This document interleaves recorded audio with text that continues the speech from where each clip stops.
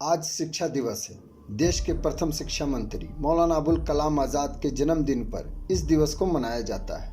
हर कोई अपने अपने अंदाज से उन्हें खिराज अकीदत पेश कर रहा है। रांची में भी विभिन्न संस्थाओं ने कार्यक्रम कर उनको याद किया।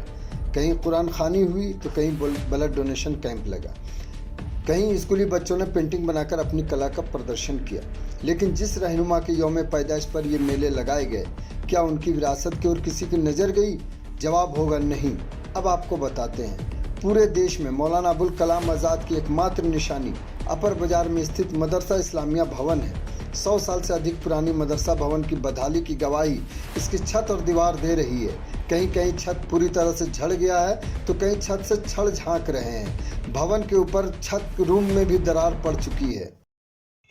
जब अंजुमन इस्लामिया का चुनाव हो रहा था तो मैंने इसको भली भांति दिखाया था। उस वक्त के जो चुनाव में जो लड़ रहे थे वो ये बोले थे कि जब मैं जीत कर आऊँगा तो इसको बेहतरीन से मरम्मत कराऊँगा। इसके मौलाना आज़ाद के जो सपने का धरोहर है, शिक्षा का मंदिर है, उसको काफ़ी अच्छे सलीके से मैं इसको सजाऊँगा। लेकिन अभी आप देख रहे हैं ये भली भांति जर्जर स्थिति में है, कभी भी ये ढह सकता है। मेरा तो मानना ये है कि देखिए, ये शिक्षा का मंदिर है, मदरसा इस्लामिया। मौलाना आज़ाद ने शिक्षा पे सबसे ज़्यादा काम किया था, तालीम पे सबसे ज़्यादा काम किया था। लेकिन जो भी जीत कर आते हैं उनको लगता है कि अगर तालीम में हम फोकस कर दें तो लोग हमसे सवाल करने लगेंगे। जब पढ़ेगा तभी तो सवाल करेगा। वो चाहते ही नहीं है कि लोग पढ़ें और इसमें कामयाबी हासिल करें। अंग्रेजों द्वारा रांची में नज़रबंद किए जाने के दौरान मौलाना ने यहाँ के मुसलमानों की शैक्षणिक स्थिति में सुधार को लेकर मदरसा इस्लामिया का निर्माण कराया था। फरवरी 1918 में इसका शिलान्यास समारोह हुआ था। इमारत की पहली ईंट रातू महाराजा ने रखी थी। इसके निर्माण में बाबू सुरेंद्रनाथ ठाकुर राय सहित कई लोगों ने मुख्य भूमिका निभाई थी।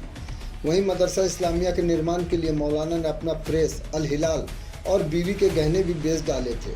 इस भवन को बनाने में हिंदू मुस्लिम दोनों समुदाय ने महत्वपूर्ण भूमिका निभाई थी। इसीलिए यह भवन हिंदू मुस्लिम एकता की पहचान भी है।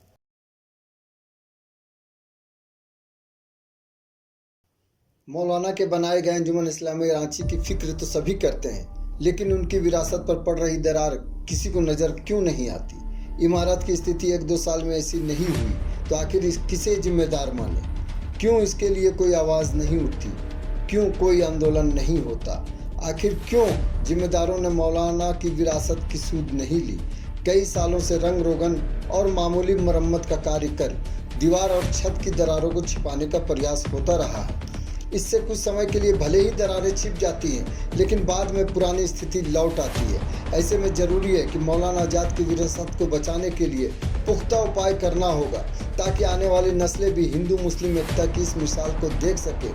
यही उनको सच्ची श्रद्धांजलि होगी। आपने देखा होगा कि जो अभी मौलाना आज़ाद कॉलेज अपर बाज़ार में है, वाकई उसकी हालत ख़राब होती जा रही थी। लेकिन इधर 2 महीने से वहाँ मरम्मती काम हो रहा है।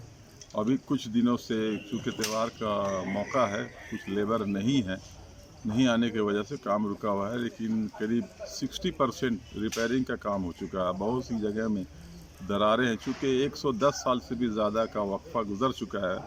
उन्होंने कायम किया था मौलाना आज़ाद रहमतुल्लाह अलैह ने अपने नज़रबंदी के दौरान। तो इतनी पुरानी बिल्डिंग होने के बावजूद भी कुछ न कुछ उसमें दरारें आई हुई हैं, जिसका काम चल रहा है। और एक पुरातत्व विभाग से हम लोग मुतालबा भी करेंगे कि इसको बड़े पैमाने पर रेनोवेशन किया जा सके। और एक इस सिलसिले में हम लोग कॉलेज के जितने भी HMES के लोग मेंबर हैं मिल करके एक कमेटी बनाएंगे और उन्हीं कमेटी के ज़रिए जिनकी नियुक्ति होगी उन्हीं के ज़रिए ये मरम्मती काम बड़े पैमाने पर अंजाम दिया जाएगा।